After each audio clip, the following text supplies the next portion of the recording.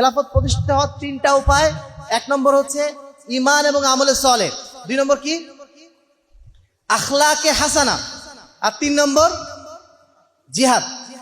এই তিনটা গুণ আমাদের মধ্যে অবশ্যই থাকতে হবে, তাহলে আমরা ইসলামী খেলাফত প্রতিষ্ঠিত করতে পারবো। আমাদের ভাইরা বলে থাকেন তোমাদের কাজটা কি, তোমরা শুধু বলে এটা শিরক ওটা বেদাত, মানুষের মধ্যে বিভ্রান্তি তৈরি করো, এই ছাড়া তো তোমাদের কোনো কাজ দেখি না।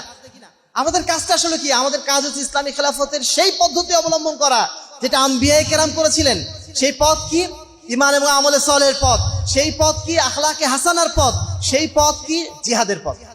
আমরা এই কাজগুলো করছি, এটা কি ইসলামী খেলাফত প্রতিষ্ঠার জন্য কার্যক্রম না? যদি না হতো তাহলে আল্লাহ রাসূল সাল্লাল্লাহু আলাইহি ওয়াসাল্লাম কি জন্য এই পথ আমাদেরকে বাতলে দিলেন? আল্লাহ রাসূল তো আমাদেরকে সমস্ত পথই বাতলে দিয়েছেন। রাসূলুল্লাহ সাল্লাল্লাহু আলাইহি ওয়াসাল্লাম আমাদেরকে সমস্ত পথই দেখিয়ে দিয়েছেন।